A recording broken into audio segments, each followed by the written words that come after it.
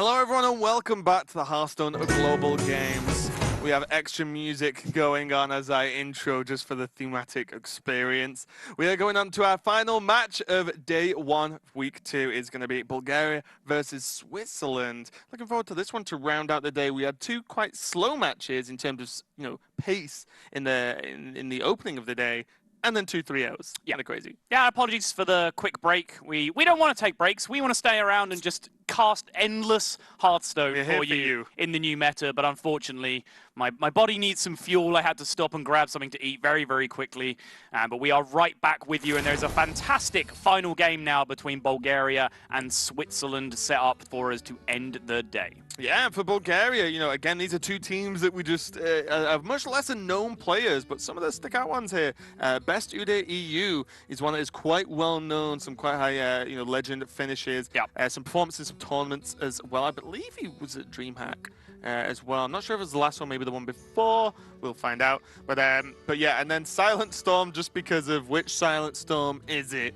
There's like 5 at least. But yeah, those players look pretty good. But I'm looking forward to getting to this match and see what else we get to see here. We've seen a bit more of a stronger theme in terms of regular decks. Oh, for sure, yeah. Right? Yeah, it's stabilized so much from what we saw last week, and here you see the lineups going against each other. But just, going back to the names here, so many of these names, especially the ones with more memorable battle tags like Best Ude EU, they're names that I know more often than not of just looking at the top 100 or top 200 rankings that get posted every month. Some of these names you just see time after time after time, and that's what makes them stick out in my mind. Switzerland, however, has the most efficient group of player names I've ever seen in my life. Yeah, they're just nice and short, ready to go. Yeah. Only one that is, well, there's two 4-letter names, 1 5 and 1 3. So, one just borrowed an extra letter there. It's still pretty even across the board if you divide them out. So yeah, just in case you were confused to all hell about that graphic that we just saw, the players submit a player order for their 4 players to go up against each other in that order that you see. They each have then 2 classes allocated to them, and then having seen the 2 classes of the opponent opposite them, so Best Udir and Ray, they will choose which of their 2 classes they want to play. First team to 3 games wins the series. Yeah, and if it goes to 2-2, then this player can actually return and play in the ace match, as we can see Silent Storm for Bulgaria and Ray for Switzerland, and that is used not playing a deck they played previously, but one of their new ones. And we see again.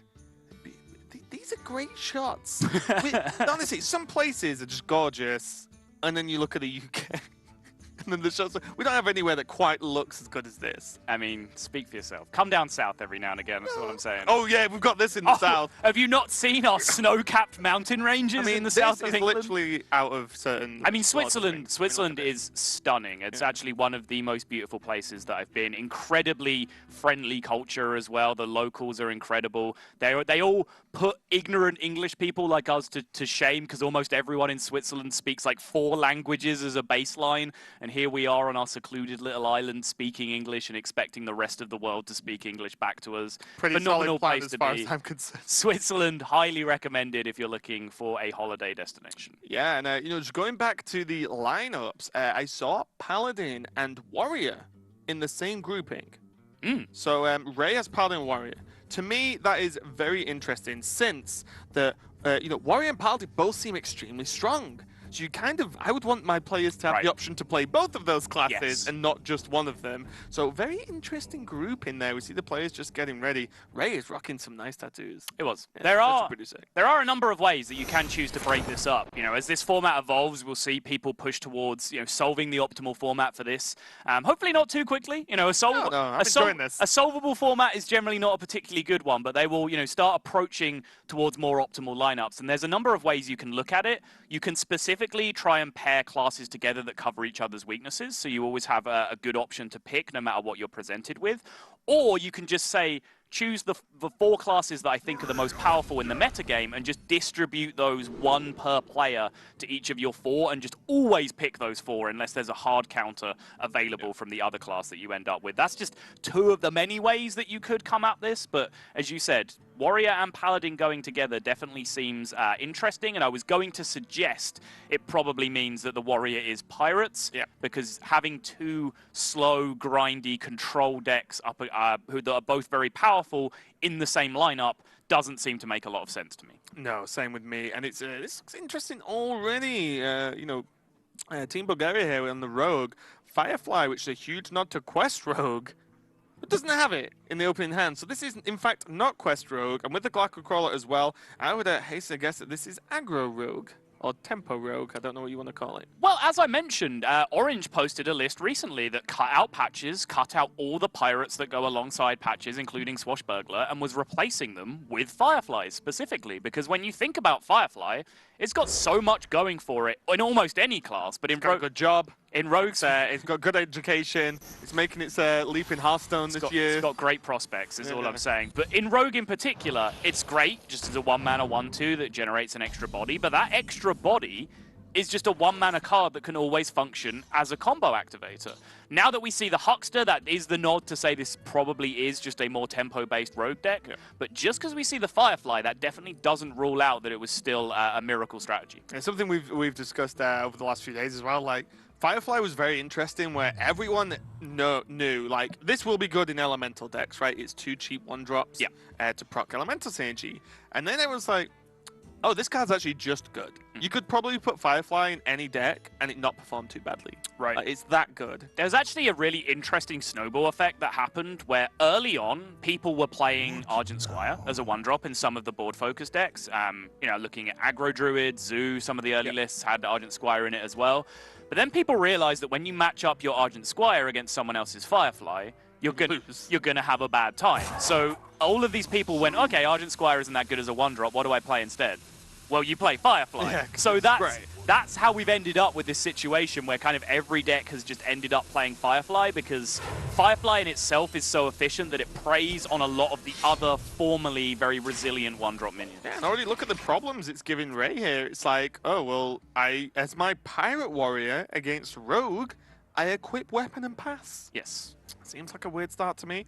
Bulgaria now, you know, those guys are actually now going to rock an Argent Squire as well. So if we didn't know for sure, pretty confident this is Tempo/Aggro Rogue. Yeah, the Huckster sold me, but Argent Squire is pretty much the quintessential Aggro Rogue card, which, although I mentioned Firefly forcing Squire out of the meta more or less, when you have the card Cold Blood in your deck, Argent Squire becomes a lot more appealing as an option. And if you're playing Argent Squire in a Rogue deck, you probably want the Firefly as well. Yes. Okay, 2 Mortal Strikes. Wow. For Ray. That ambitious. is something we are definitely not used to seeing.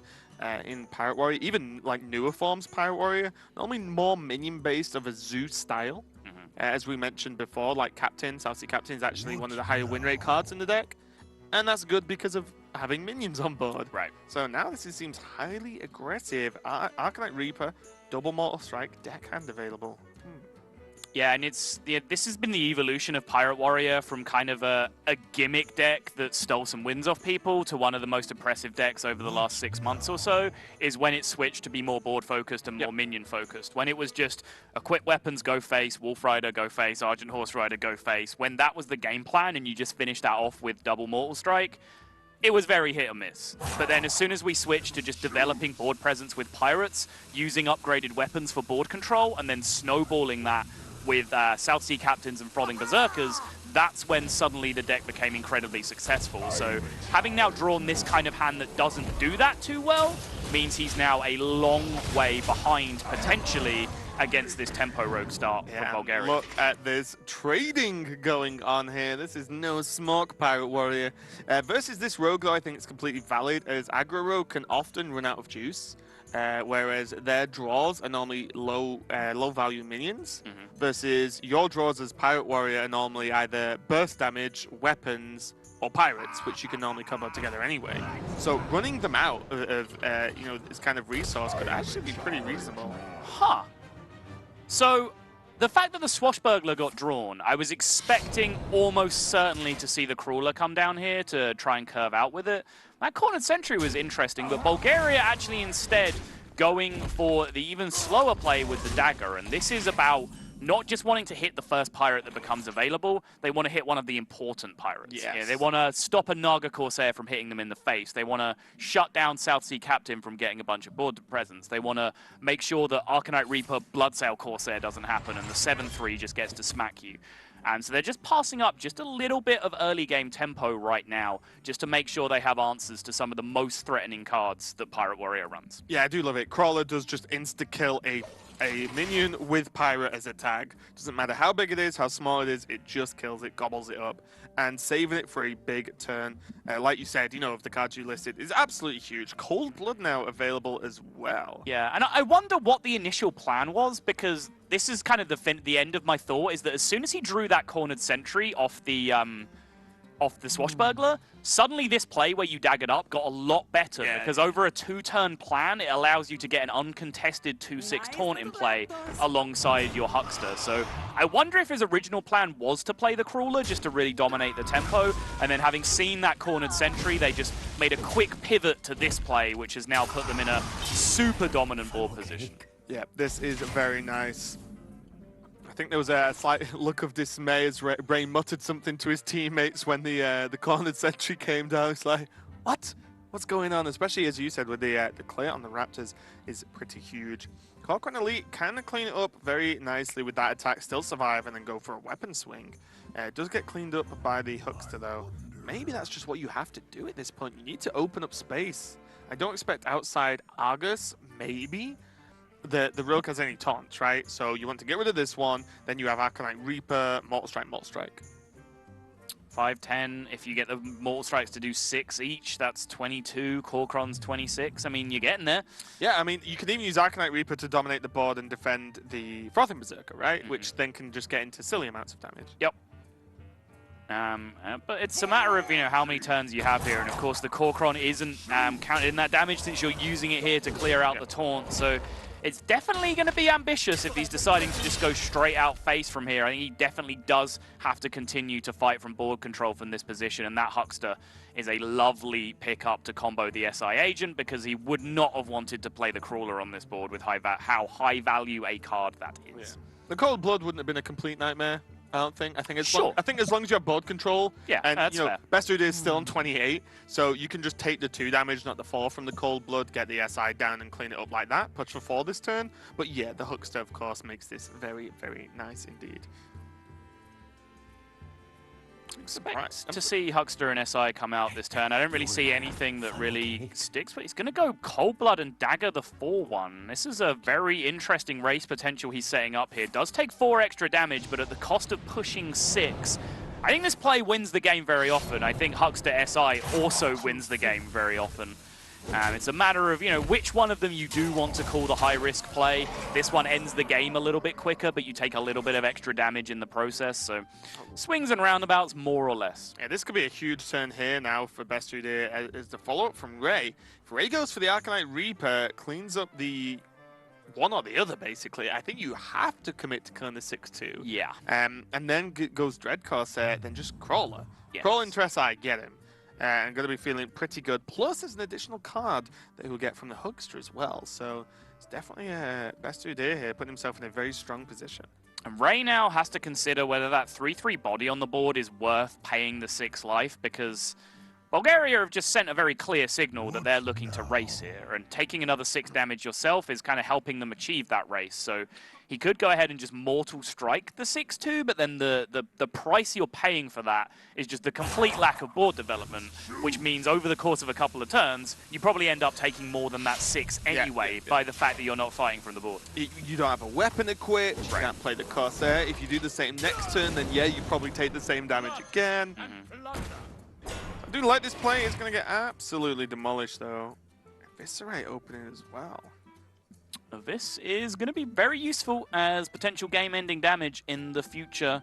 He can go Crawler here and SI face. That does push him below 12, but on 6 mana at 24, there's no way you're receiving game-ending damage, even if you do put them below 12.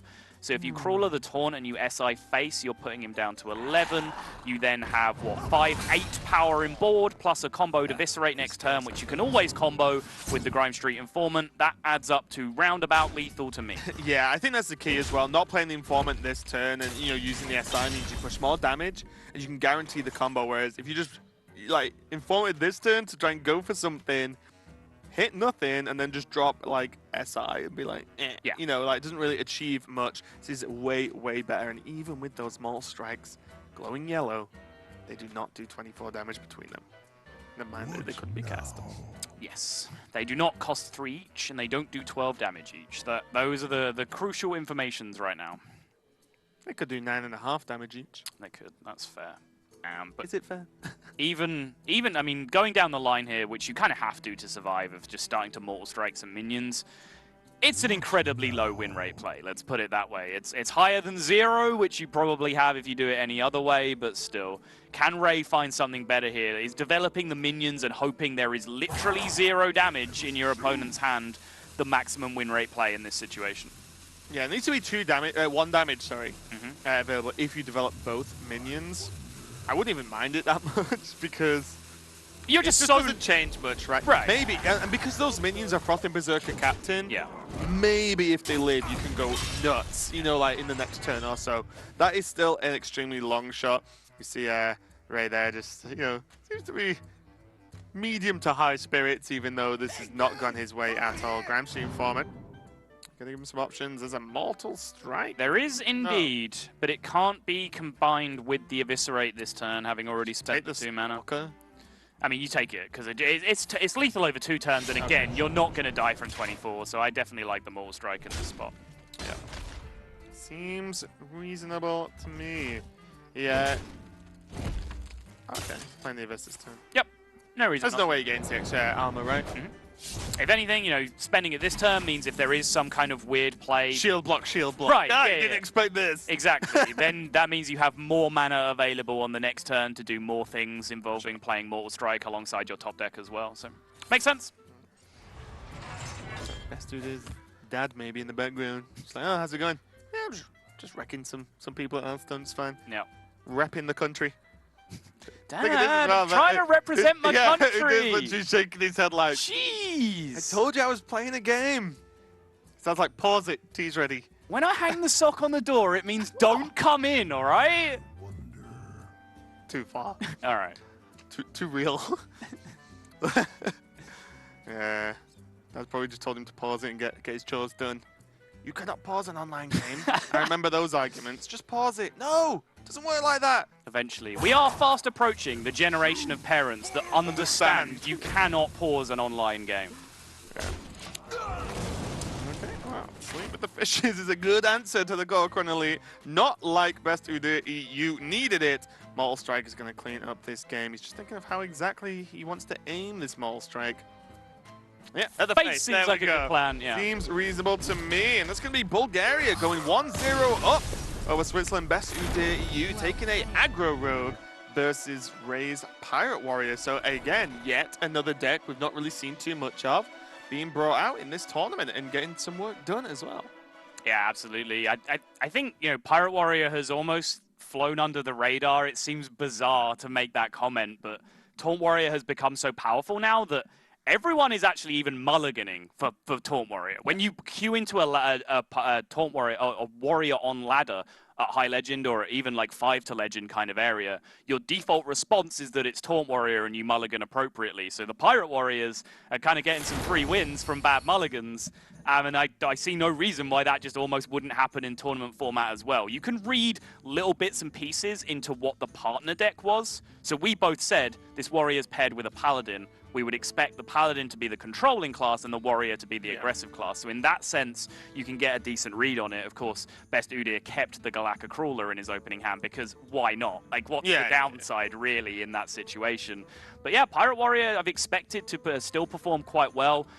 Tempo Rogue, very, very fringe archetype. There are 2 very powerful rogue decks that are in with a shout of being, you know, one of the best decks in the game. Neither of them are Tempo Rogue. I know there's 1 or 2 people who are very loyal to Tempo Rogue right now and think it's extremely strong, and it looks like we can count 1 more person in that as well, based on our experience right there. Yeah, but, you know, there's still a lot to play for now. It is the first team to 3, basically, to get the series. All the teams will be on voice comms playing together, of course. We saw a few moments of Ray, just a few shake of the heads, a few comments there, but we can see these players getting ready now. Is Golem Pichaga versus Pekka from Switzerland there. These players just getting ready for the game now.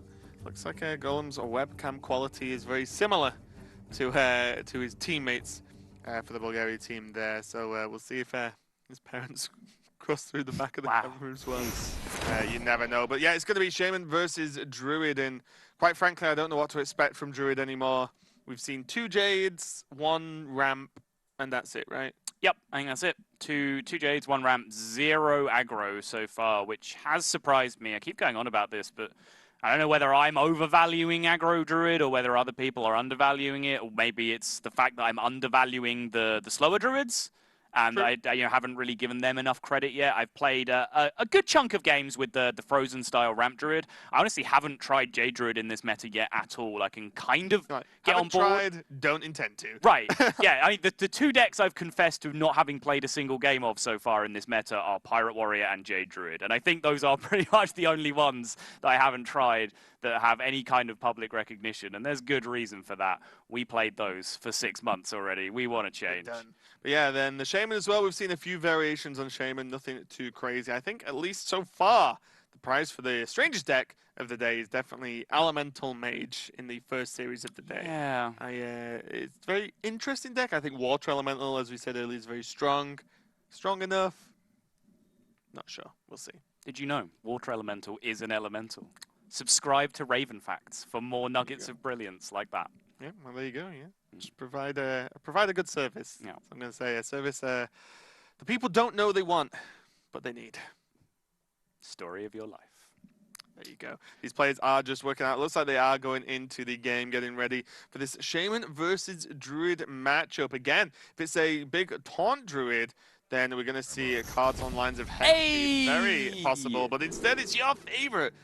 Your wishes have been granted, Sado. It's going to be Aggro Druid, Eggnapper, Bluegill Warrior, Power of the Wild, but most importantly, I think one of your favorite cards from the set, right? Is Living Mana? Living Mana is absolutely one of my favorite cards of the set. Yeah, I predicted it was going to be strong. I kind of picked it out as a sleeper card that people were underestimating in an article that I wrote as well.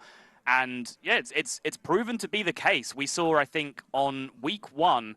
Like, obviously, Living Mana is fantastic when, you know, you're ahead, you've got a couple of minions on board, and then all of a sudden you summon 5 2/2s to go alongside that. Of course, that's going to be great. What we saw from Kalento, though, was Living Mana win a game where it looked like it was completely hopeless. Yes. He looked like he had 0 outs. He'd lost the board completely with an aggro deck, drew Living Mana, made 6 or 7 2/2s, whatever it was, and won the game. Well, that's just the power of the card. You can't... A lot of the time, you have to take a step back from cards to understand how strong they can be. Yeah. 1 card makes 7 minions. Correct. Yes. If I told you that without telling you the card, you'd be like, that sounds insane. Right. Right? And that's just how good it is. It's 1 card that makes 7 minions, and the minions aren't 1/1s, which is key as well. It makes 5 to 7 1-mana 2/2s. That's what it does. Yeah. It's Enchanted Raven 5 to 7 times in a single card.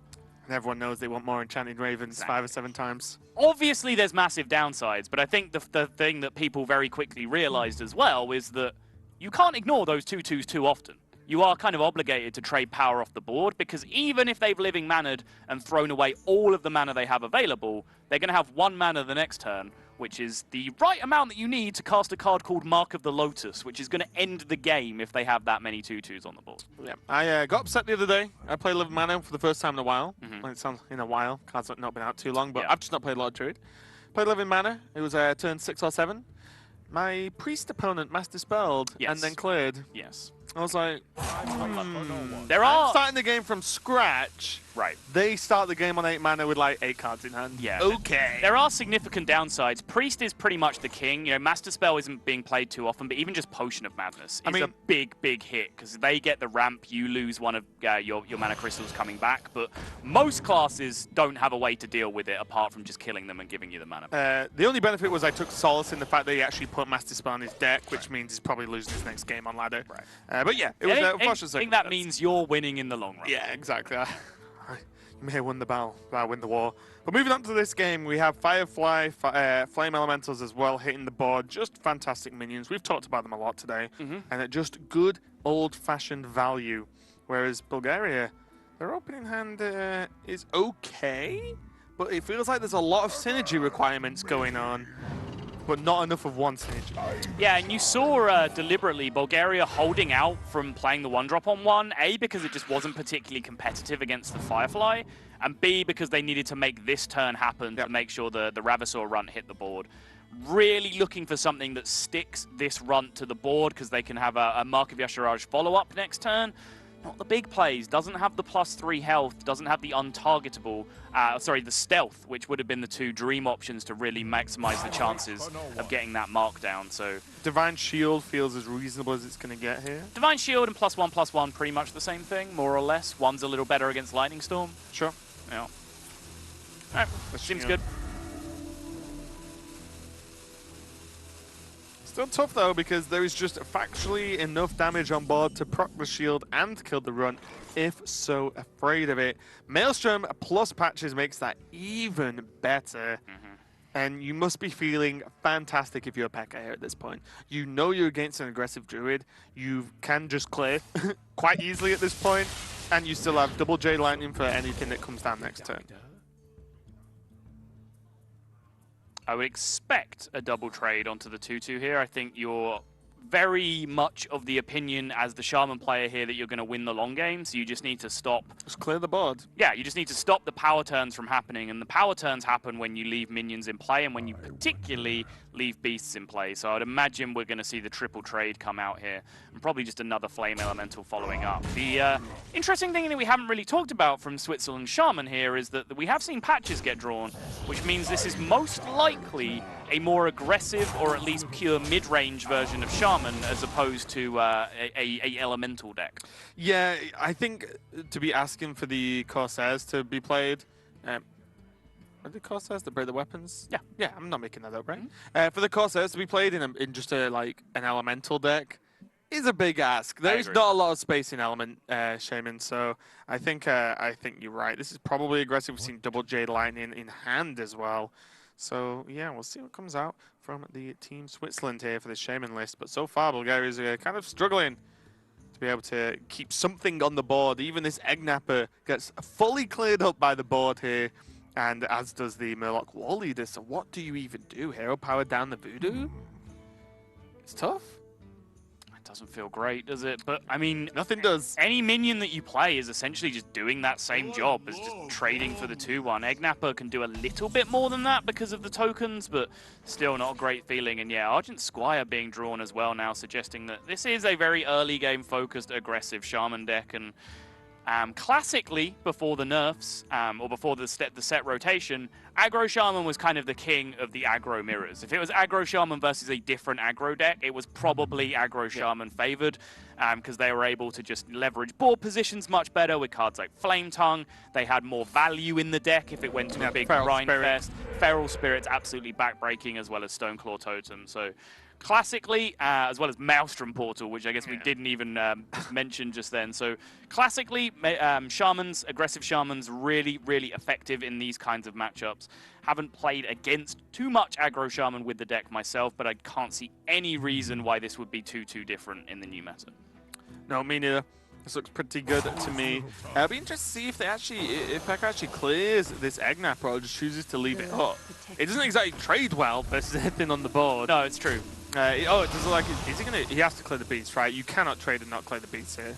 Well, leaving the 2/1/1s up is almost just worse than leaving the 3/1 up. Yeah, that's what I mean. Yeah. Okay, so we are going to see the trade. So P.E.K.K.A taking no chances here. Ooh. Second War Leader drawn does absolutely nothing. And with us being able to see with our godlike caster vision, with the double Jade Lightning in hand, anything Golem plays is dead and going to be a token generated. Except 5 2/2s, which he can play next turn. That's not very easy for his opponent to clear right now. So again, this is a matchup that is Living Mana completely hopeless, but Living Mana still might just be good enough to get you there. It really does depend on Switzerland's next draw in this state, because I think this Jade Lightning is still only a 1/1. So even if Jade Lightning is cast this turn, it's not going to contest one of the Mana Treants. Yeah, it's definitely is still a 1-1. Yeah, we're not seeing any more Jades. So Camera Twilight might now be an option. It's more on curve. And I wouldn't mind that. I think you can just take 3 damage here. Seems good. Yeah. Means you've got a good chance of killing the beefier, like the beefier end of the scale in terms of the aggro druid. Not sure exactly what they run at the top end. I mean, some go as far as like Curator, right? Yes. Generally, those versions I haven't seen be too successful. Yeah. I tried them out. They weren't great for me. And I also haven't really heard of too many other people having massive success with them. The more aggressive lists basically top out at 5, and it's some combination of 2 or 3 copies of Living Mana and Bittertide Hydra that are your finishers, as well as obviously Finger in this version that's playing the War Leaders. I mean, Living Mana seems reasonable to me. You might just have to. The Innovate draw is actually really big here.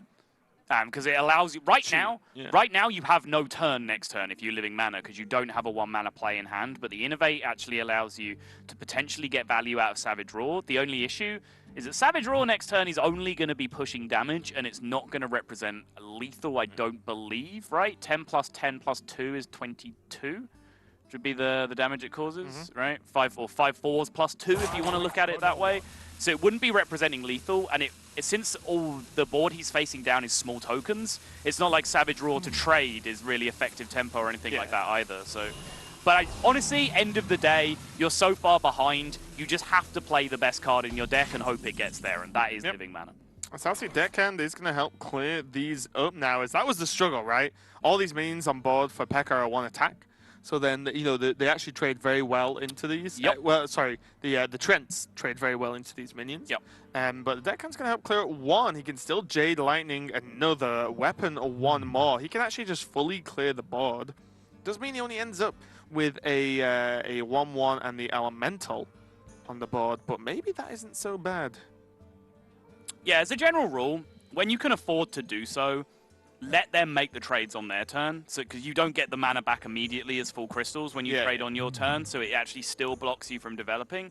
But the problem, as you said, is that if Switzerland don't take efficient trades this turn on their own terms, every single one of these treants just value trades into something on the board. There's no Maelstrom Portal in hand. It was used early. There's no Lightning Storm in this deck. The problem is Power of the Wild, Solar Forest, Savage Roar. You know, you're just giving them... They're making cards that are actually bad in their hand, which you've probably got a reasonable read that some of them are at this point. You're making them good by not trading.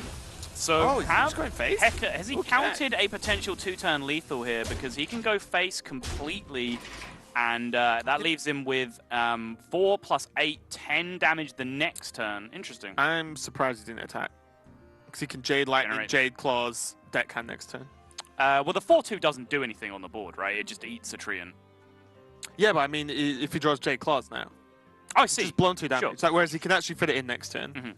And it still procs the... I know it doesn't proc the Deckhand attack. Right. If he doesn't draw a Jade Claws, so that's the reason why he's held on to it. Yes. But I don't know. I feel like if your opponent's trading with you, and you're still pushing damage, you've got another turn to draw again. So there's also the fact that right now he's actually done this very intelligently, because he didn't want to load anything onto the board that these treants can trade into. He's actually happy. It doesn't want the mana. With the fact that you can have this much power on board, but I'm going to say to you, you can't cast Savage Roar, you can't cast Power of the Wild. He doesn't know there's an Innovate there as well that would make those things possible, but he doesn't want targets in play that Bulgaria can trade into and get mana back from the following turn, because he knows things like Defender of Argus can actually put a stop to his plans right now. And right now, from Switzerland's perspective, there won't be mana available to play that anytime soon, although we can see with Magical Caster Vision that Innovate can make it happen on the very next turn.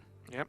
So now there's an Unbound Elemental. Part of the list we've seen from Aggro Shaman is the Unbounds. It's a bit of a strange one to me, at least. I think there might just be better cards, but... Reynad's favorite card. Every time he builds Aggro Shaman, doesn't matter what the meta is, Unbound just goes in there. He swears it's just the nuts. Well, the huge benefit of it is it gains health as well as attack, right? So there are minions that gain +1/+1 can kind of run away with games, right? Because they just get too big. Secret Keeper is a good example of Undertaker. Undertaker back in the old days is another good example, because they get bigger than they should be allowed to be, right, for their mana cost. But in this deck, I mean, we've still not seen the Overload cards. I imagine there's Lava Burst, Lightning Bolts.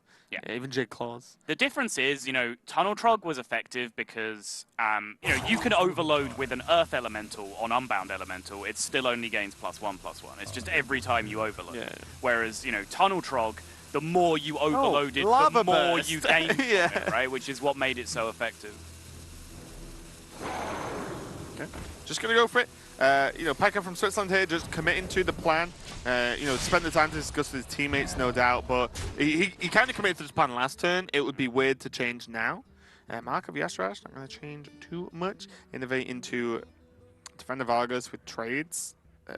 Post-trade, I guess. It's going to be the idea here. Does he ever aim the Argus onto the 2/2? Just to give it as much health and not trade with that one. Yeah, if you're Argusing, you for sure want it on the one that has 2 health, but you can make 3 trades here into the 2/4 and get yourself 3 more mana back for the next turn. Savage Roar, again, doesn't just quite get there. It is available with the Innovate, of course, but as we mentioned right before he even played Living Mana, it wasn't a lethal setup with the Savage Roar. Yeah. Double Mark of Yasharaj drawn as well now, so he has a lot of damage to put together when he gets some of this mana back, and it looks... it's such a deceptive card as well, Living Mana, because it looks like he's been struggling immensely since the turn he's played this, but it's the only reason he has any shot of winning this game. Yeah. If he didn't draw this card, he would be dead. Like, pretty straightforward there. If it was any other card in the deck that isn't the other Living Mana, he would just be dead at this point. Oh, the Portal is a savage pickup for Switzerland. Bulgaria took the risk of making a less resilient competitive board state, leaving the Unbound alive instead of full trading, just to potentially set up that Savage Roar lethal out, but it exposed them to this Maelstrom Portal here, and that could just be one card too far for Bulgaria to be able to recover from. Yeah, he's going to have a lot of mana for Golem next turn, but as you said... 7. 7's a lot. 7 is a lot. But he's not got a lot to do with the mana. No. Savage Roar's dead. Savage Roar been pretty dead up until, potentially that next turn. But the Mark of Yashraj have got nothing done. The second War Leader, nothing done.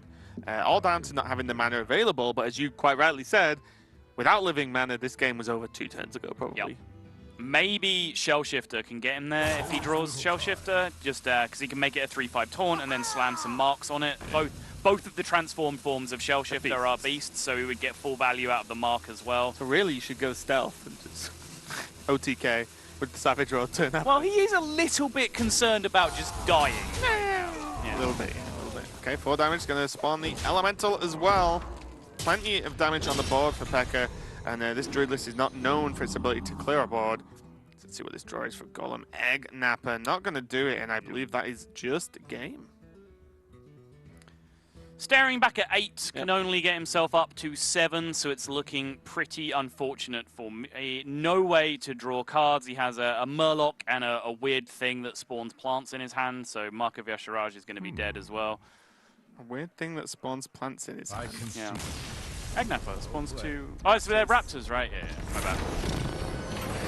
Okay, Sol's grasp on the card art / lore on point as always, but Pekka does even it up for Switzerland versus Bulgaria here, 1-1. Yeah, and back on the board is very important. Don't want to go 2-0 down in the series. I think everyone that we've seen go 2-0 down today has then fallen down to the 3-0 as well. The other matches have been more competitive, but hey, they are back squaring it up at 1-1, back on the board now and back in with a fighting chance. And that matchup did pretty much look like a procession. I mean, the Living Mana made some interesting things happen for a couple of turns. There was the threat maybe of that Savage Roar coming through and ending things, but the Aggro Shaman just got so far ahead early that even Living Mana wasn't enough to come So back. the power of Firefly. Exactly. Straight away, 2 Fireflies, absolutely fantastic. 4 1/2s for 4 mana across the first couple of turns. Sounds fantastic to me. We are going to be moving on to Silent Storm representing Bulgaria versus Dark for Switzerland. It's going to be Mage versus Warlock. We get to see a Warlock today. It's very true. Didn't want to, probably avoided the Mage looking over at that potential Hunter pick from the opponent, went with Warlock instead. Maybe indicating this is Zoo. I think Zoo can definitely do okay against Hunters if you're expecting that pick, but instead ran into the Mage. So if you end up with Zoo against Freeze Mage, then you're going to have a generally bad time. mind games coming into this here, I think. And, you know, it's, as we said, there's a fair few mage lists knocking around at the moment. It's hard to want to bring one that isn't freeze mage to a tournament, right? Yes. Like, you know, play what you want on ladder, enjoy. But for freeze mage to not get picked would be crazy. The deck is just strong. Whether it's the strongest deck in the meta at the moment, I'm not an expert on freeze mage to know. But, you know, it's very, very powerful. And when your options are versus Zoo, then you're going to be feeling pretty good. Especially as, you know, the point we made earlier, it's not a great format for tech cards and hard targeting, the format that we have, because your matchup is against one of two decks. So even if you tech very, very heavily for Freeze Mage with, you know, the Eater of Secrets and anything else that you can choose to be playing, it's very hard to guarantee that you're going to be running into that matchup with any given consistency. Yeah, and seeing the players get ready there, I instantly want to know how old Dark is because he looked quite young. He did. Yeah, he looked, he's the Swiss Amnesiac / George C. / who was the third? Who did we add to the list? Who was the third one? Did we add someone? I think we added someone to the list, yeah. One about young prodigies. Again, memory of a goldfish, me. You were probably asleep. It was probably on day one, where Sottle could not be bothered turning up. I was dying. Literally dying. Do you really believe that? Do you really believe that? Mage versus Warlock. So we've talked about Freeze Mage versus Zoo. That's one possibility. We could also be seeing some kind of Control Warlock come out, but I feel like Switzerland's pick was to get away from the control deck that would get beaten up if there was a Hunter pick. Yeah. So it wouldn't make a great deal of sense to me for this to also be a Control Warlock. So would expect it to be a Zoo from their side. But as you mentioned, lots of Mage possibilities. Freeze Mage, probably the most common, the most expected in this week of the tournament. But there's also the two different variations of Quest Mage, the Giants version and the Sorcerer's Apprentice Antonidas version. There's an Aggro Mage that's been very successful on ladder for some players. Just, you know, pure burn, Freeze Mage without the freezing, essentially. Just send it all at face from minute one. And there's also, you know, a Tempo Secret style Mage that's had a little bit of success. And if you pay attention to the tournament today, apparently there's also an Elemental Mage, although I'm not convinced of that yet. Hashtag Pyros. Yeah, so I think as well that from what we've seen, especially today when the meta is sort of way more settled than last week, is that Hunter seems the key pairing class at the moment that causes the most issues, right? There's Hunter versus Control Warrior, Hunter versus Mage, if there's tech, even without tech. And again, you know, Hunter versus just control decks in general, definitely something to think about. And I feel like that's the one where the strongest pairings have come out and the strongest sort of counter-pick opportunities have happened. Yeah, I think that's a really good point. I think Hunter isn't super well positioned unless there's a very, very specific meta. Like there was for a period where the only decks kind of around the rank 5 legend and beyond meta, the only decks that were being played were Quest Rogue and Quest Warrior. Yeah. You just had to beat that. That's all you had to beat. That's when then Hunter was incredibly powerful. Now we've settled down into a lot more variation. I'm not sure how well Hunter does against the field. But again, if you kind of narrow it down... It's like a deterrent, right? Right. There's a good chance that just having Hunter in the right spot in your lineup throws a spanner into the works of what your opponent wants to do. Yeah, it's one of the things where you can say, do you pair Hunter with a class or deck that's strong against, you know, say, Freeze Mage, Control Warrior, whatever, and then suddenly it's almost like a ban to your opponent. So then you can say, well, actually, if they have any of these other decks, Hunter's really strong, or my other deck I pick is really strong. So definitely something to consider as we continue to explore and investigate this format. But we are going to be going into Game 3 now the players are ready. Silent Storm versus Dark. Silent Storm appears to be a Freeze Mage to me. Blizzard Ice Block and Acolyte of Pain, normal indicators, whereas Dark looks to be on a Zoo Warlock. Yeah, so no great surprise. As I said, I would be surprised if this was another Control Warlock to go along in the position in the lineup that this was for Switzerland. So no great surprise to be seeing Zoo, and for different reasons, no great surprise seeing Freeze Mage either, just because it's overall power level right now. And I imagine, you know, Acolyte of Pain used to be a borderline keep in some matchups, but I think these days you have so many extra good minions to draw early. Like you know, those. Right. Doomsayer, Medivh's Valet, Arcanologist in particular. Glyph is not the worst thing in the world if you have to spend 2 mana on it in the early game. That, you know, you can mulligan much more aggressively with this version of Freeze Mage than you ever used to be able to, because you have such consistency with hitting a 2-drop now. Yeah, and I think as well, this version of Freeze Mage is potentially even better versus Zoo than the old version, because you have less hard combo potential, but more, like you said, minions. There's the Archaeologist, the Valet, for example. Yep. And even Primordial Glyph suddenly, creates a card that may be perfect for you to deal with the current board situation, as opposed to saying, well, this is what I've got all the time. Right. For example, if you glyph on 2 and take any secret, that gives you a Valet on 3. You can just go 1 mana secret that got discounted and the Valet on 3, and you're just away. From there, that's just a huge tempo swing straight away against Zoo that can just really almost no matter what the secret is as well, which is funny. Yeah. Well, you're activating it instantly, so it literally is any secret. You literally just go 1 mana secret. Yeah, I mean, like, most secrets will even help you get further ahead going forward as well, so it doesn't even matter if you get, like, a bad one, so to speak. It's still going to help, and it's almost free as well.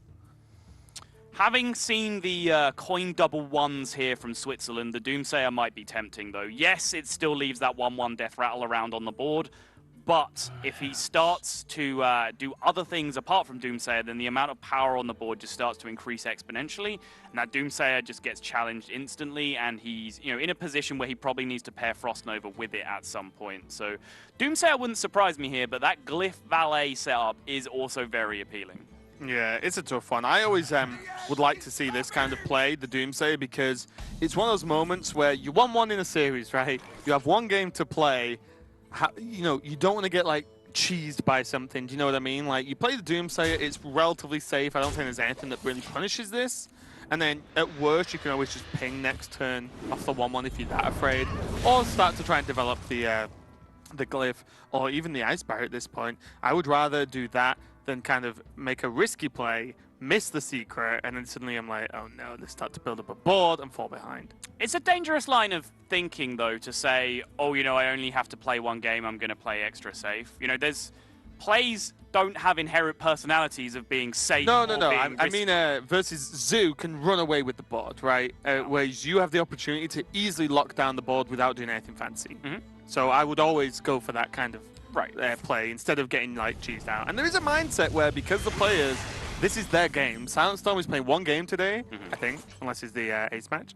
But, one game to get a 1 point on the board for your team. Yeah. So I think that level of pressure will actually get to people. I think it will, yeah, but I think it's something to be avoided. I'm not saying it's correct. If you're getting into a mindset of saying, oh, God, I'm going to play safe here because I don't want to lose my one game, that's probably just leading you down an alley of making the wrong play. So you need to get that kind of thinking out of your mind and just make what is the statistically best play. And I think Doomsayer was correct there because it was just statistically the best play. Okay, so we're going to see Glyph. The option is another Glyph, Polymorph Potion, or Shatter. Glyph him. Glyph him again. Yeah, rebuy. He's got to the point now where he can bury a Valet in the same turn anyway, so the secret just doesn't really have any appeal at this point. There we go. 4 mana Blizzard is looking a little bit more appealing. He could take the Frostbolt right now to deny the Direwolf, but the Direwolf is his guaranteed Valet target next turn. Even if it gets Defender of August, it's still clean. Yeah, could have gone for the 8 mana Pyroblast, but that would just be silly.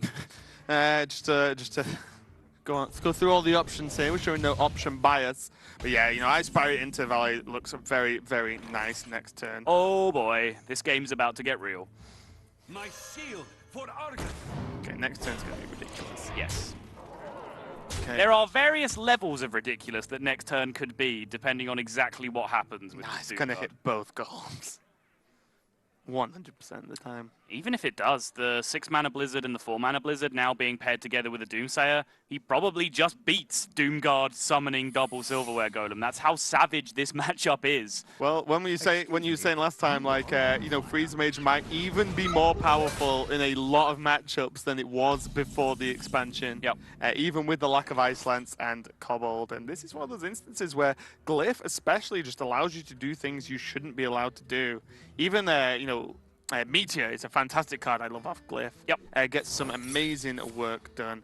And becomes very nice. What is it? It becomes 4 mana? If you take it off Glyph, it starts at 6. Yeah, 6 mana, right? Yeah, so 4 mana Meteor is exceptional. It's one of the few ways where I've had significant success against Inner Fire Priest with Freeze Mage. Bomb it with a Meteor. Right, it's like, because quite often in the early game, they'll just make a 12-12 or 14-14 and just smash you with it. This is the moment. Gets 1 Silverware Golem and holds on to the Soulfire, which is very, very nice. And the second Silverware, even though obviously if it's discarded, it would go into board anyway, but it's got almost guaranteed synergy next turn. But hello, have you mentioned the fact that we can now Blizzard and Doomsayer on turn 6 because Glyph is unfair?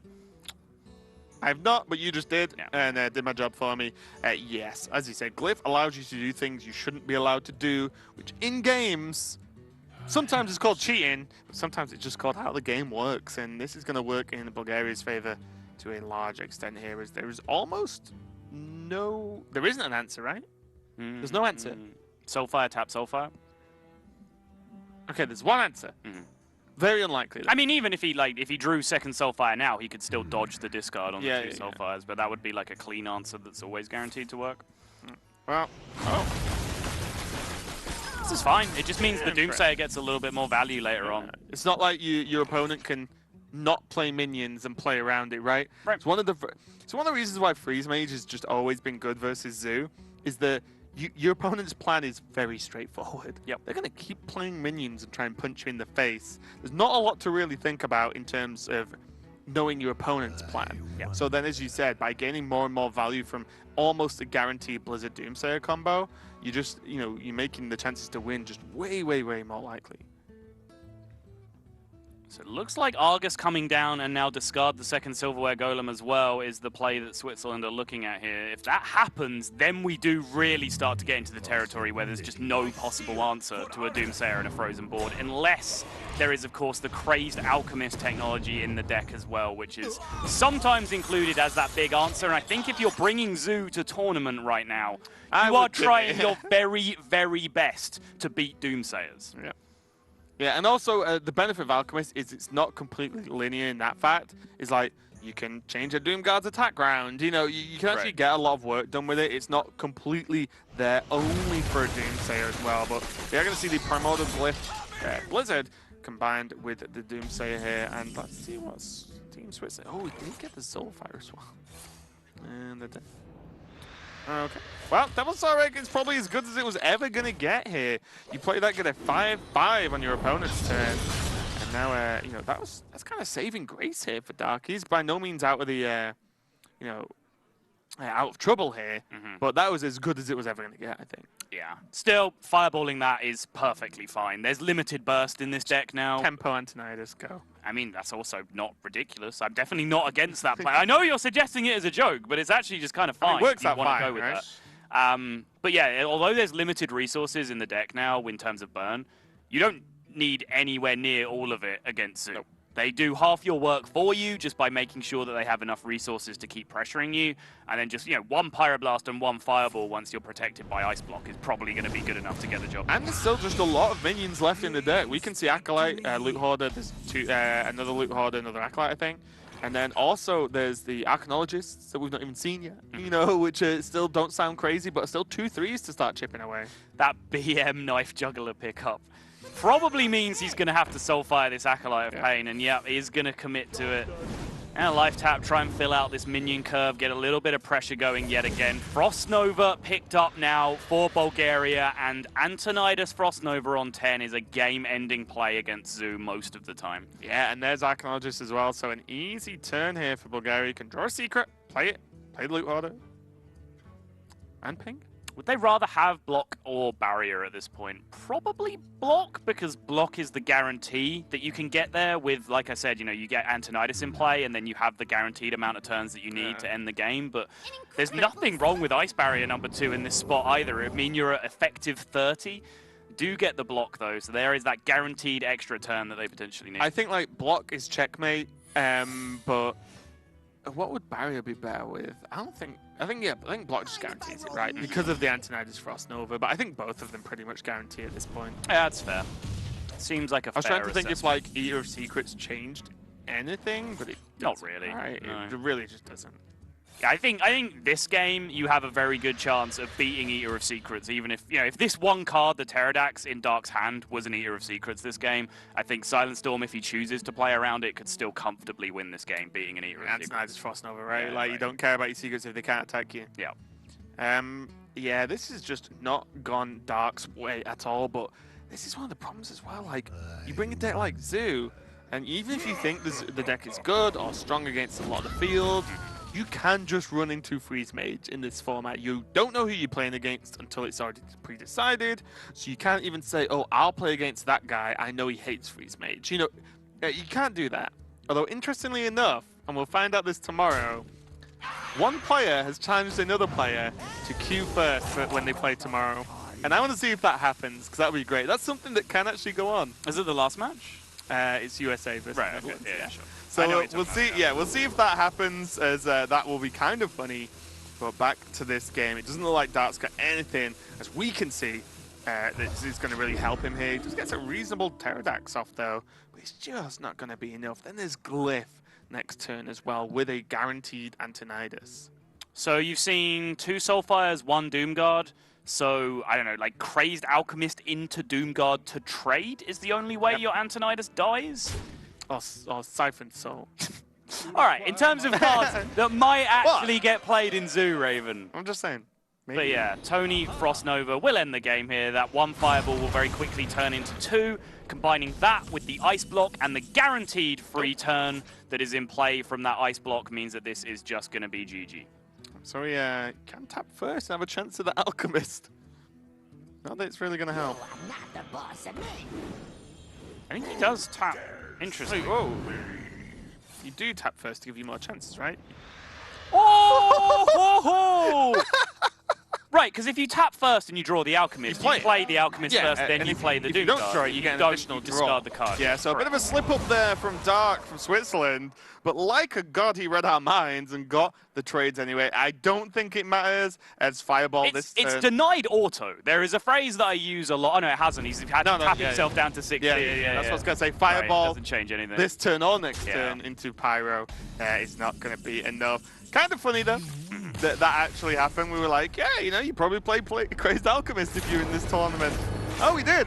Yeah, I mean, of course you do. Like that's just right. Like, there is no way you are bringing Zoo to this tournament without at least giving it a fighting chance against Freeze Mage. And normally, the Crazed Alchemist tech is not supposed to be so you can trade your Doom Guards into his Archmage Antonidas. There it is. It's supposed to be... It all went to plan. So you can snipe the Doomsayers. But amazingly, we called that play. It happened. It still wasn't even close to good enough.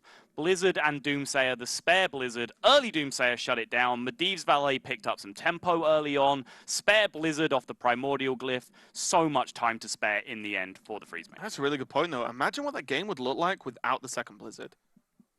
Very different. Yeah, very different. And the thing is, I think that's why Primordial Glyph is very strong. There's the options at burn, of course, but Flame Strike, Blizzard, Meteor, Volk Potion, you know, there's so much AoE available, and reducing it by 2 is absolutely incredible. Yep, even if you miss that, Cone of Cold, Mirror Image, all of these things that can just buy turns. But now, 2-1 lead for Bulgaria, as you see. Best Udyr and Silent Storm have picked up wins. Pekka have picked up the win, the solitary win for Switzerland so far. And it's going now to potentially come down to Morgulard versus Bozo. And Raven, would you like to make your standard excited noise for us about the fact we're going to see Hunter? Yay! There you go, close enough. Warrior versus Hunter again. Probably pretty polarized on which end of the Warrior spectrum we come down here. Yeah, it's a tough one. I think, if I'm completely honest, depending on the Hunter list, even like Taunt Warrior might not be a walkover at all. No. If you don't if you don't run enough late game, then you just can't get through Warrior and they kill you. Like, it sounds really weird as Hunter's supposed to be good versus Warrior and has been in Control Warrior, has been for a long time. But honestly, if you start drawing into like your 1-drops late game, they just kill you. It's actually crazy. And you need to have cards on the lines of, you need to be really good at rolling poison on Adapt.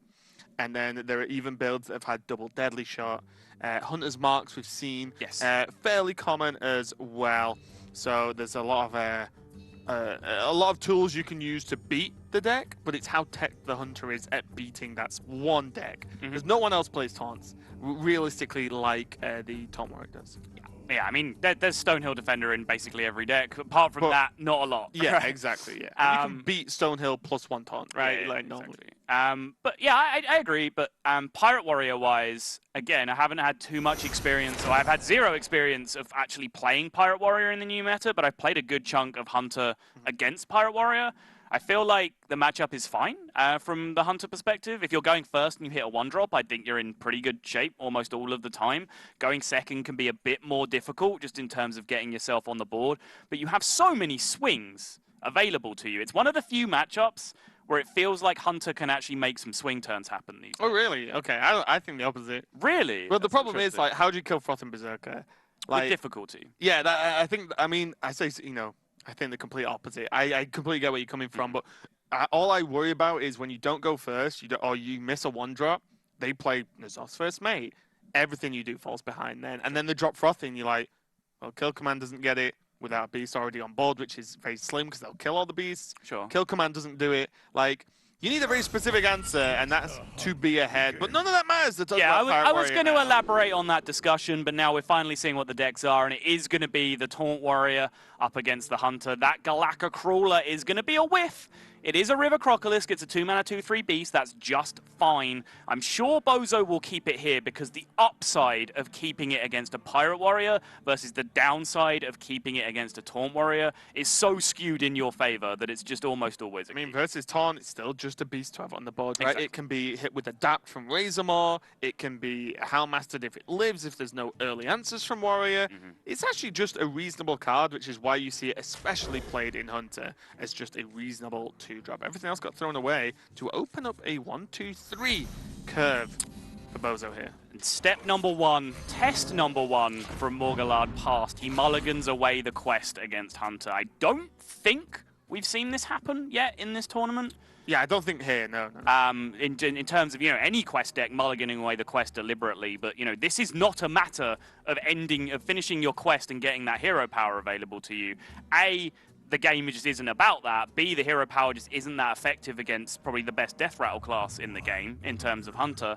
So you just send it away because you need maximum chances to draw Fiery War Axe, to draw Ravaging Ghoul, to draw Sleep with the Fishes, all these early answers that you need to stop the board snowballing. If you keep the quest, that's one less card that you can have to be one of those. Yeah, and this can be difficult. There is high main, you know, there's a reasonable curve, but there is War Axe in hand and 2 shield blocks. And one of the problems here is that genuinely, if your opponent controls the board, because this is what's really weird as well, as opposed to old Control Warrior that was just removal, right?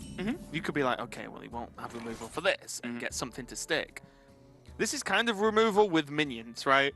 So if their minions actually survive and you can't take them down every single turn, you can actually fall behind very easily. High main's a big one to get some power plays through in terms of the taunts.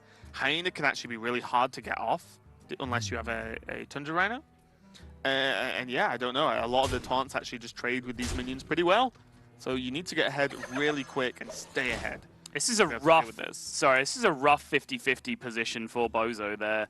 One of his plays was stronger against War Axe, i.e. play Galaka Crawler to test for the War Axe because it's a less significant minion to get up. If he plays Galaka Crawler and his opponent goes Coin Ravaging Ghoul, that's probably the end of the game. So he's gone for the play that protects himself against Ravaging Ghoul because that Scavenging Hyena would get buffed significantly by that play being made, but it does mean he walks straight into the more conventional play, which is just Fiery War Axe, kill one of the scariest dudes in your entire deck. I actually think Razormaw, although an amazing card, like full start, is so important in this matchup. Yes, like, I agree. If that was a Razormaw, suddenly we're talking business. You could have given the minion health plus attack, and suddenly it's like, oh, do I Whirlwind? Do I Whirlwind Coin Axe? Like, that's a lot of development onto the board. Whereas this is already looking scary in the fact that if this animal comp is dealt with, you're looking dry for a few turns. And it is. Any option gets dealt with because he drew Whirlwind on the last turn, which means even the 4 health guys just get slapped down. That is the best option,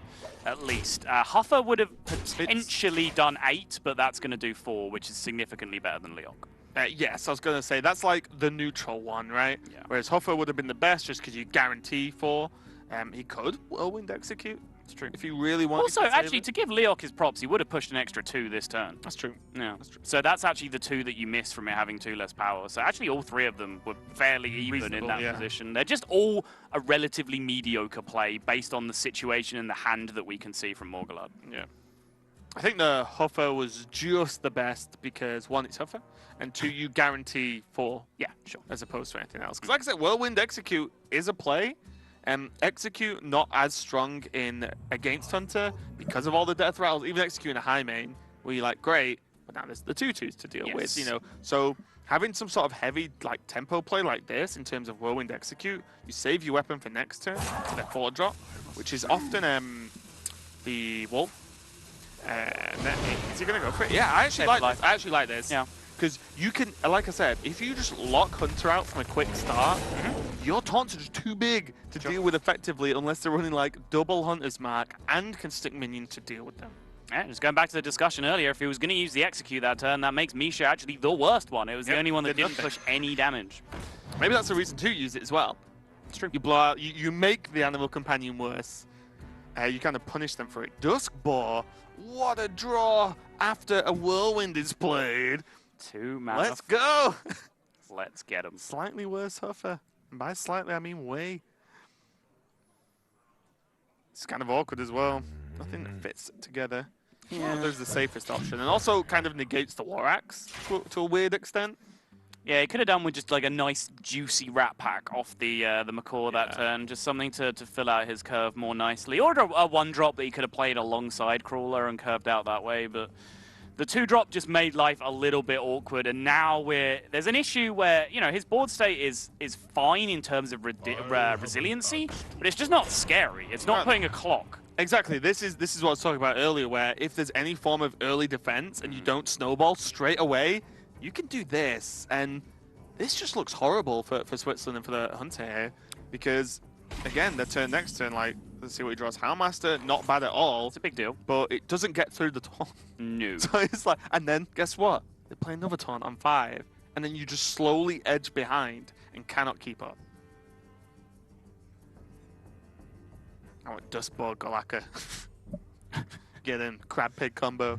The Duskboar would have been able to trade through with the Houndmaster, but I think if Duskboar was played, Duskboar probably would have been War Axed. Obviously, he is valuing that second charge of his War Axe quite highly. He's being very choosy with what targets he wants to use it on, but I don't think he can leave a 4/1 lying around on the board for too long. And even with this, imagine there was a kill command, right? The general follow-up is either a cheap minion or a hero power. Kill command onto the 2/6, you trade 1 in.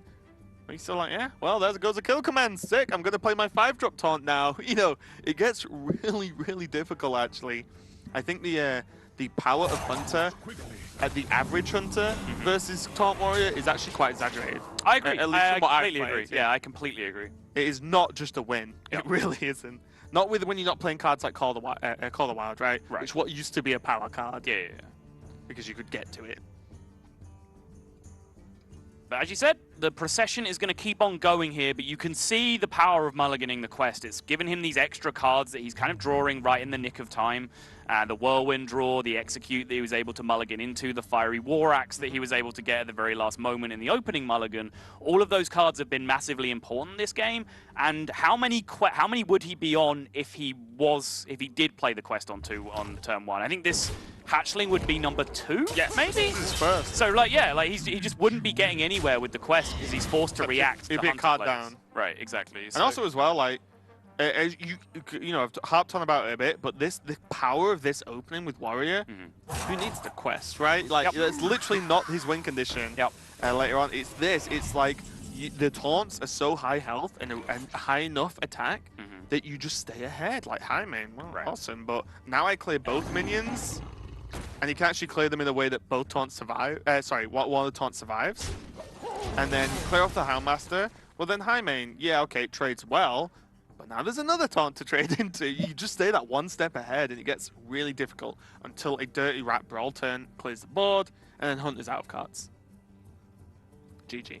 All right, I don't actually think we need to say anything else for the rest of this game. Think you pretty much nailed it. Yeah.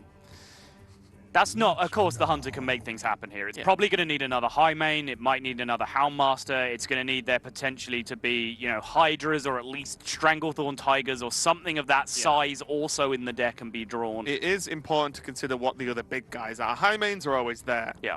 There needs to be something else every single time. What if he does just, like, rip Call of the Wild on 9? What would your reaction be? I would love it. I'd just be like, get him! Get him. Huffer, Buffer, and Tougher. I've missed you on the board at the same time. I do like that. That is good. one of Very my nice. favorite things that you've ever said. Thank you. I think I stole it off someone, but whatever.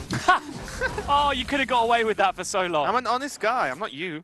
What? Okay, so Tundra Rhino is a card that can make... Actual defamation of character now. Jeez. You love it. Something you would do. I'm just taking inspiration. Just keep digging the hole. You expect a letter from my lawyers, right? Oh my god, sick combo! Tundra Rhino and Duskboar. This is what he's playing towards the whole time. Oh, I just didn't go for it. This actually is more sensible because you clear the board. Yeah, you clear the board while maintaining way. a 3-2 as opposed to just throwing a 4-1 into the ether for no reason. Would be funny though. It would be amusing. So now a execute would be nice for Morgulad. Ali Armorsmith seems fairly reasonable as well. That does leave the Tundra Rhino hanging around though, which is going to be a big issue. But can he afford to brawl in this spot? Of course he has the Dirty Rat as well, so I guess he can. Yeah. I guess a better question is, can he afford not to brawl, given that he has no other answer to the Tundra Rhino? Yeah, I was thinking even a shield block, because he could have coined into brawl. Worst, you know, like shield block one more draw, see what happens, and then coin into brawl. Yeah, but he's just going to go for it. Hamon goes, which is big. Hello! Oh my god. No, even with a VM. Okay, Bulgaria, you've made your bed here. So all the other teams they're going to play against now are going to aggressively emote. I would. Crackling Razormaw though, very, very powerful. Poisonous is going to clear up the Dirty Rat, which is actually as good as it was going to get at this point. Duskboar can't be developed, but still, this is the point, right? This is the exact moment where Bozo hits some trouble here. Yes. Does he even play the Duskboar? Is he holding it? Interesting. You have to play it, right? I think I'm aware, like, the reason he doesn't want to play it is that he is scared of Primordial Drake. Yeah. Right? If playing Stampede. If Primordial Drake is a card in your opponent's hand right now, you have lost this game 100% of the time, whether you play Duskboar or not. So just play it because it's better in every other world. Yeah, you have to play it or you won't win anyway. But this is the exact moment. If there is one clear now for Morgulad, he just wins. Can shield block now. How about a shield block into Ali Armorsmith? How's that for a turn? I mean, you just ghoul instead. Ah. Taking 4 damage off the board is big. It is, but I mean, Ali Armorsmith is almost odds on to kill 2 minions and pick up 4 health. He's just going to roll again. Wow. Why not? All right. Duskboar wasn't meant to be this high as a trooper. He's been through a lot. Good when you're ahead. Terrible when you're dead. Yeah. This is why when I was building my Hunter deck to try and beat Warrior, I didn't include any of the Hunter's Mark Deadly Shot stuff because, you know, as often as you draw them at the perfect time and just, you know, smash an Ali Armorsmith with them, there are times where you need to draw a minion and you don't draw a minion. I personally do like Deadly Shots because they're not indicative of you having a board to a certain extent. You don't lose minions for it. Sure. And say Taunt Warrior, they normally just drop 1 taunt per turn and you can deal with it. Right. That's oh, hang on a minute. Jewel McCoy, you could be the last hope. Eh? Not terrible. It is a moderately sized dude. Gold animation on. Hang on, click. Nope, go right. I've seen Hunter's Mark. I think it's just like dropping his jaw really big. It's funny. Yeah. It's munching on something. Fair play. Okay, well, look at him. Ah. Poisonous again, Divine +1/+1, Shield, right? Divine Shield. Most likely Divine Shield, but Poisonous is an option. You'd rather have Poisonous on a small token that's attacking with charge, essentially. I mean, you know, Adapt in general is so much more potent on a minion with charge. Yes. Which is why, I think, like, this was one of the first Adapt cards to be revealed, if not the first Adapt card, right? Verdant Longax? It was. And people were trying to evaluate exactly how much Adapt is worth as an effect in terms of mana cost to work out whether this was understated, overstated. The answer to the question is that it's very, very different as to whether your minion can attack that turn or not. So since this card is just self-contained, it's not very powerful. Then you look at Gentle Megasaur and be like, exactly. Ha! Right. Gentle Megasaur is the version of this with charge. And even though it's more situational, you'd much rather have that card in your deck because the effects happen instantly. Instant effects are just, you know, the most powerful things in Hearthstone. That's why we saw Rag being played all the time and we don't see the slower, clunkier cards. That value. And now, again, this draw, like, has to be high main. How many times have you gone down this line? A lot. Hey! God, I'm good at Hunter. Yeah, this is the only chance, literally. You know, depending on whether they had other, other big dudes in the deck. Highmane is probably the only card that gives him a fighting chance. Still difficult with Sleep with the Fishes as well. This is one of, like, Warrior is the king of making boards where you have no idea what you're supposed to trade into. Like, do you kill the Acolyte to try and deny draws? Do you kill the Armor Smith because it's going to net life in the long run? Do you just hit face because 5's a big number and you're a hunter and you don't want to think more than that? I mean, these are all valid questions, Raven. Yeah, the last one especially. I mean, look, we cast on the game earlier where just getting aggressive and going face was key. That was really good, actually. And there's a Highmane on the board. That's another card that's good at punching you in the face. And we have seen 0 kill commands. I believe 0 is the correct number, yeah. So definitely something you can... When you're in a spot like this, you have to be, exactly like I said before, well, this card has to be Highmane, this card has to be kill command. That's how you have to play, honestly. I'm not even, like, joking about this. You have to play as if you're going to draw the best cards you can. I feel like the next card being kill command isn't even good enough, though. Like, the next card needs to be, like, a Swamp King Dread or something ridiculous. I'm okay with that. He needs one more big, chunky idiot to stick on the board. Shield Slam. But that Shield Slam is potentially just game-ending now. Second Armor Smith as well. We are going to be wandering back to old Justicar Control Warrior levels of armor very soon. Yeah, this Shield Slam is gigantic. Because the double trade into Sleep just clears the board. Even if he wants to, he doesn't have to. Oh no, he can just Fiery War Axe trade, right? He can just Fiery War Axe trade. He can choose to do it the value way, or he can just use Sleep with the Fishes to take 0, do it this way instead. And there is 2 armor being net by the Armor Smith. There is complete board control. There are 0 beasts in play, 0 cards in hand from Hunter, 0 hope for Switzerland. This was a deck with Hunter's Mark in it. Still struggled. Honestly, it's very hard. It's going to sound harsh, but it's very hard when your opponent knows what they're doing. You know what I mean, though? I mean, the mulligan of the quest. Exactly. At the very start, when you queue into an average player, even at legend level on ladder, you see them keeping the quest some of the time. Some of them still do against Hunter, which is just silly. It's just wrong. Like, you throw away the quest every single time. Like, at what point would the quest have won Bulgaria this game? Has he even played enough taunts? I'm not even sure. In this, I think he might be on like 6 or 7 by now, somewhere around. Played 2 Ali Armor Smiths, 1 Bloodhoof, 1 Dirty Rat. Is there not more than that?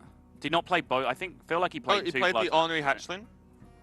Yes, the 6 did, yeah. That's only 5. Right. Even if you played another Bloodhoof, that's only 6, right? Right. So as you can see, and as you said, yeah, like... exactly. It's just irrelevant. It doesn't ever win you a game that you weren't going to win anyway. There will be games where you feel like you've won because you got the quest off. If you had that much time, you were going to win that game anyway. Yeah, Hunter doesn't, as you can see, Hunter doesn't do late game. He's even going to pass this turn. I wouldn't blame him.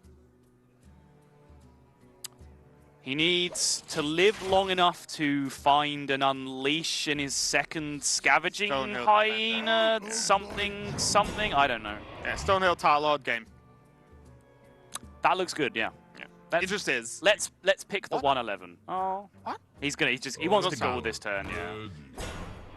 There's a certain bone in a Control Warrior's body that just forces them to gain as much armor as they possibly can under every circumstance. I've seen 1 Hunter's Mark. You're pretty much immune to deadly shot. Just put the 11 health minion on the board. Double Direwolf, not going to help. It's only getting worse. I wouldn't be too surprised if we concede soon. Looks like Bulgaria's positioned himself to win the series 3-1. Yeah, now the taunts have come down, even back-to-back Unleash and Hyena isn't even really going to make a dent, right? Yeah, exactly. The fact that every dog you're trading is giving away 2 armor anyway, your Hyena's only going to get up to, what, 12 attack, 14 attack, somewhere along those lines, depending on how many minions are in play. Like, it's and the fact that you can't trade the armor. So there's, look at Morgalad with the flag. I like it. Bit of a National Prayer going in there. Flag as a cloak. I want a flag as a cloak. Just pick whoever flag's winning. Hey, the quest has shown up. Right on time. Just when we needed you most. And, play the quest. Ravaging Ghoul for BM. No? Alright, fine. So I'm gonna Ghoul.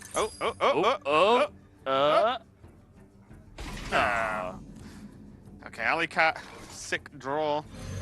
Get some value from the double Direwolf though. Sick value.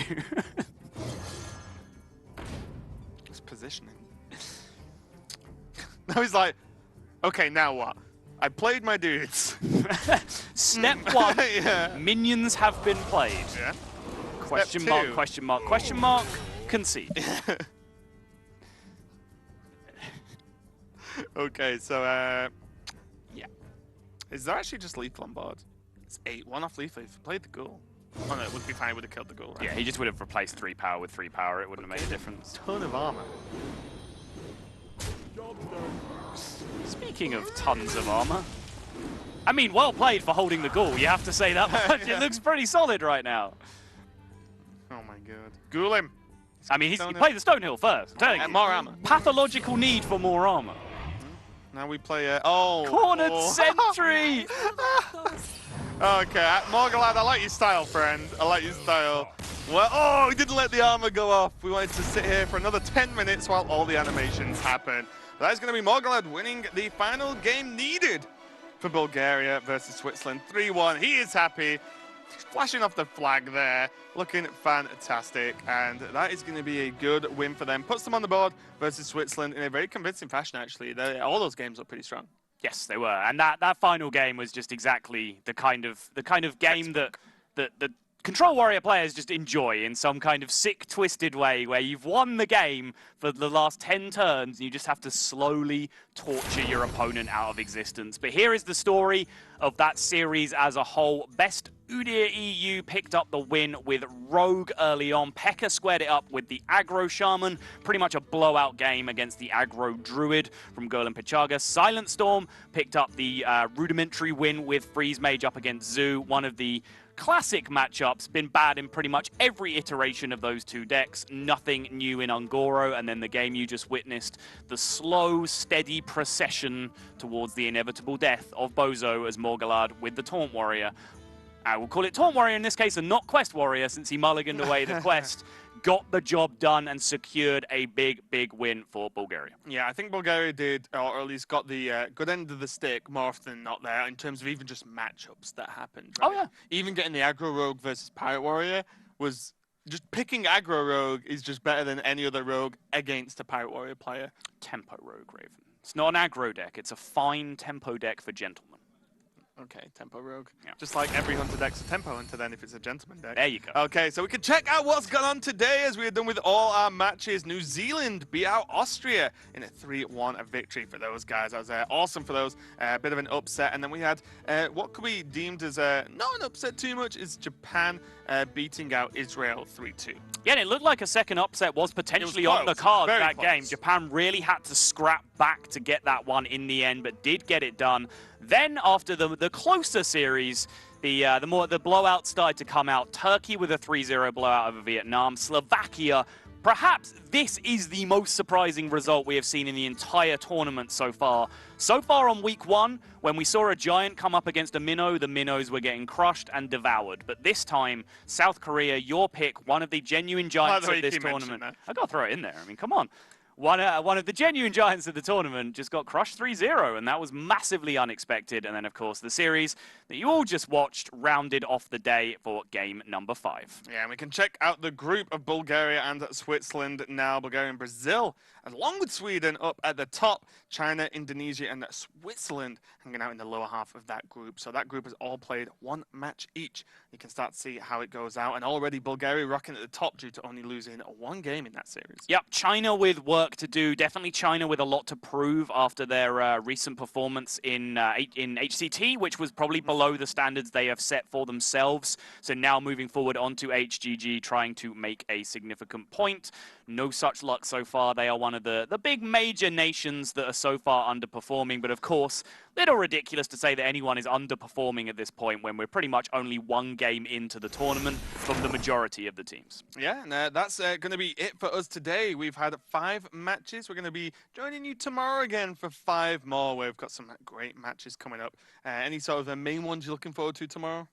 I mean, USA-Netherlands is the standout right away. The real question. I think, the way day 2 works is, we shift forward in time a little bit, so we start to bring more of the North American teams into play, and the USA in particular, because there's so many personalities for the USA that, you know, we know and love and have, you know, spoken to, hung out with a bunch, you're invested in on a personal level. Just some of the stories of them matching up against the other teams. Last week it was the UK that obviously we were involved in enormously, but as you mentioned, the little back and forth we've had between Tyson and Firebat and the USA and Netherlands team, it's added a little element of spice to that game as well. Yeah, looking forward to that. But as you said, we're going to be back tomorrow with 5 more matches from Hearthstone Global Games. We've had a great day here. We've got more coming up tomorrow. So make sure you tune in and hang out with us as we cast some more Hearthstone for you guys. Thanks a lot for watching. We'll see you tomorrow.